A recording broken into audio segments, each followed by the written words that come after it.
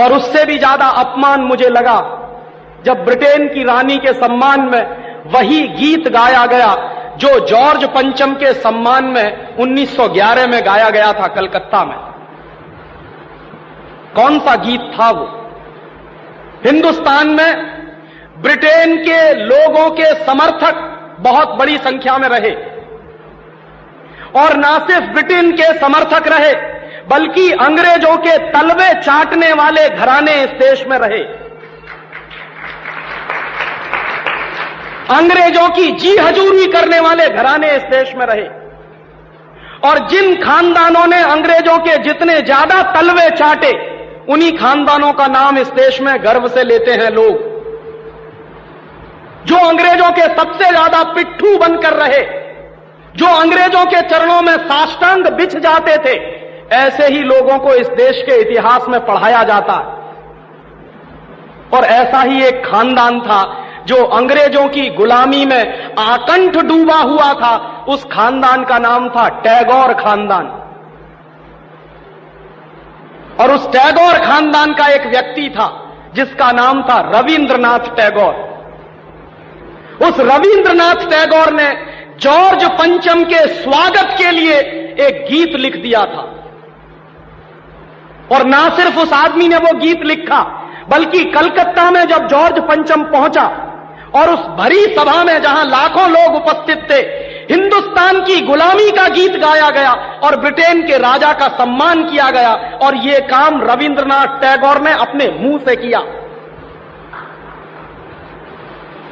और वो गीत कौन सा था जो रविंद्रनाथ टैगोर ने इंग्लैंड के राजा की स्तुति का गान करते हुए लिखा था? वो गीत वही है जिसको आप कहते हैं जनगण मन अधिनायक जय हे भारत भाग्य विधाता। बहुत शर्म आती है मेरे जैसे आदमी को जब वो गीत गाने के लिए कोई मुझे कहता है कि ये गाओ। क्यों गाएं उस गीत को? रविन्द्रनाथ टैगोर तो चापलूसी करते थे अंग्रेजों की, रविन्द्रनाथ टैगोर तो चाटुकार थे अंग्रेजों के, और रविन्द्रनाथ टैगोर तो साइकोफेंट थे अंग्रेजों के। इसलिए उन्होंने अंग्रेजों के राजा के सम्मान में वो गीत लिखा था। मैं तो नहीं हूं, मुझे तो अंग्रेजों की चापलूसी से कोई मतलब नहीं है। मैं तो अंग्रेजों का उससे ज्यादा विरोधी हूं जितना कोई हो सकता। लेकिन मेरे आजाद देश में उस गीत को बार बार गवाया जाए, यह मेरा राष्ट्रीय अपमान का प्रश्न है। और जिस गीत को अंग्रेजों के राजा जॉर्ज पंचम के स्वागत में गाया था रविन्द्रनाथ टैगोर ने, वही गीत 5 दिन पहले दिल्ली के एयरपोर्ट पर गाया गया महारानी के सम्मान में। आपने कभी ध्यान दिया है उस गीत के शब्द क्या हैं और उन शब्दों का मतलब क्या है? जनगण मन अधिनायक जय हे, हिंदुस्तान की जनता के मनों के अधिनायक तुम्हारी जय हो, ये मतलब है। जनगण मन अधिनायक जय है माने जॉर्ज पंचम तुम हिंदुस्तान की जनता के मनों के, जनता के गणों के अधिनायक हो, सुपर बॉस हो, इसलिए तुम्हारी जय हो। ये रविन्द्रनाथ टैगोर गा रहे हैं। भला इससे ज्यादा चाटुकारिता का दूसरा कोई प्रमाण मिल सकता? इससे ज्यादा साइकोफेंसी का दूसरा कोई प्रमाण आपको मिल सकता? और दूसरी लाइन है जनगण मन अधिनायक जय है, भारत भाग्य विधाता, माने तुम भारत के भाग्य विधाता हो, माने हमारा भाग्य तुम लिख रहे हो। यह तो कोई भगवान से भी नहीं कहता है। लेकिन रविन्द्रनाथ टैगोर ने तो हिंदुस्तान के साम्राज्यवादी राजा का प्रतीक जो जॉर्ज पंचम था उसको भगवान से भी ऊपर रख दिया था कि तुम तो भारत के भाग्य विधाता हो। पंजाब सिंध गुजरात मराठा द्राविड़ उत्कल बंग विंध्य हिमाचल यमुना जंगा उच्छल जलधि तिरंग, तब शुभ नामे जागे तब शुभ आशीष मांगे। माने पंजाब सिंध गुजरात मराठा द्राविड़ उत्कल बंग ये सारा हिंदुस्तानी इलाका तुम्हारे लिए आशीष मांग रहा है, तब शुभ आशीष मांगे। तुम्हारी भलाई की प्रार्थना कर रहा है। ये पूरा हिंदुस्तान जो अंग्रेजों की गुलामी में सिसक रहा था उसको रविन्द्रनाथ टैगोर लिख रहे हैं कि ये सारा का सारा हिंदुस्तान तुम्हारे लिए आशीष मांग रहा है।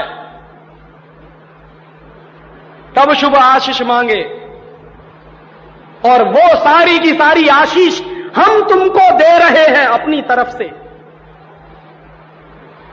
और अंत में जनगण मंगलदायक जय है भारत भाग्य विधाता, वही भारत के भाग्य विधाता तुम्हारा मंगल हो, तुम्हारा कल्याण हो। माने जो हमको गुलाम बनाने के लिए आए हैं, उनकी चाटुकारिता में कोई आदमी कितना बिच सकता है, इसका यह निकृष्ट नमूना है। और अंत में वो कह रहे हैं कि जय है जय है जय है, माने तुम्हारी ही जय है, तुम्हारी ही जय है, तुम्हारी ही जय है। ऐसा गुलामी का प्रतीक गीत ये गुलामी के दिनों में गाया गया एक ऐसे हिंदुस्तानी की तरफ से जिसको शायद आप बड़े श्रद्धा की नजर से देखते हैं। और ये गीत जब गा दिया था उन्होंने और चरणों में बिछ गए थे रविंद्रनाथ टैगोर, तब अंग्रेजों ने उनको नोबेल प्राइज दिलवा दिया था पुरस्कार के रूप में। रविंद्रनाथ टैगोर को ऐसे ही नोबेल प्राइज नहीं मिला था। अंग्रेजों ने कुछ नियम बनाए थे, कुछ परंपराएं बनाई थी, और अंग्रेजों के नियम क्या थे? जो अंग्रेजों की जितनी ज्यादा चाटुकारिता करे, जो अंग्रेजों के जितने ज्यादा पैर चाटे, उसी को अंग्रेजी सरकार राय बहादुर का खिताब देती थी। उसी को अंग्रेजी सरकार हिंदुस्तान में और इंग्लैंड में नाइटहुड की पदवियां दिया करती थी। ऐसे ही लोगों को अंग्रेजों की तरफ से इनाम मिलते थे, क्योंकि वो अंग्रेजों के चरण चाटते थे और हिंदुस्तान को गालियां देते थे। और ऐसे चरण चाटू लोग आपने नाम सुना है, हिंदुस्तान के राजाओं के दरबार में कुछ चारण और भाट हुआ करते थे। वो चारण और भाट क्या करते थे? राजा चाहे जितना गंदा हो, चाहे जितना बदमाश हो, चाहे जितना लफंगा हो, लुच्चा हो, वो चारण और भाट हमेशा राजा की प्रशंसा ही करते थे। बदले में राजा उनको कुछ इनाम बांटता था। ऐसे चारण भाटों का खानदान है ये टैगोर खानदान, जिन्होंने ये गीत लिखा है। और मेरा अंदर से रोम रोम कांप जाता है जब कोई मुझे कहता है कि राजीव भाई जनगण मन गाइए। क्यों गाएं? हिंदुस्तान का गीत नहीं है जनगण मन अधिनायक जय। हिंदुस्तान का गीत तो वंदे मातरम रहा है।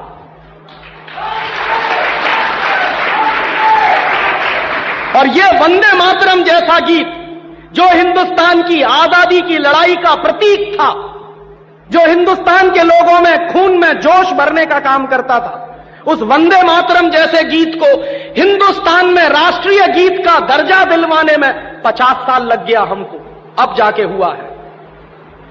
लेकिन जो गुलामी के जमाने का गीत था जनगण मन अधिनायक जय है, वो आजादी के तुरंत बाद हिंदुस्तान के उन गुलाम लोगों ने, जो शरीर से आजाद होंगे लेकिन दिमाग से गुलाम होंगे, हिंदुस्तान का राष्ट्रीय गीत बनाया था उन्होंने।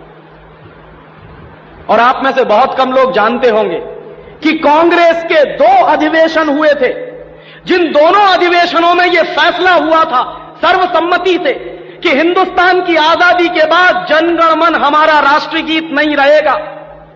यह फैसला हुआ था कांग्रेस की समिति में।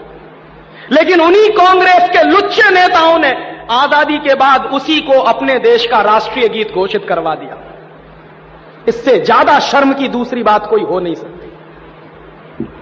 और वो गीत जिस तरह से गाया गया था जॉर्ज पंचम की अगुवाई करने के लिए, जॉर्ज पंचम का स्वागत करने के लिए कलकत्ता में लाखों लोगों के बीच में, वही गीत अब फिर गाया गया है महारानी के सम्मान में उस दिन दिल्ली के एयरपोर्ट पर।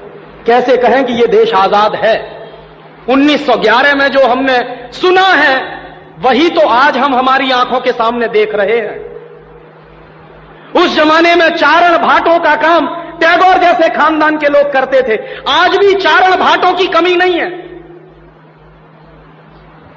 जो रात दिन महारानी के सम्मान में कविताएं लिख रहे हैं, लेख लिख रहे हैं। मैं तो पिछले 6 दिनों से अखबार पढ़ रहा हूं। इस देश में ऐसे लोगों की कमी नहीं है जो अंग्रेजों के समर्थन में, रानी के समर्थन में अपनी लेखनी घिसे चले जा रहे हैं, इसी उम्मीद में कि शायद फिर से अंग्रेजों की दया दृष्टि हो जाए तो हमको भी कोई नोबेल प्राइज मिल जाए या राय बहादुर का खिताब मिल जाए। ये देश के राष्ट्रीय अपमान का विषय है और इसलिए पिछले 1 हफ्ते से मैं बहुत दुखी हूं।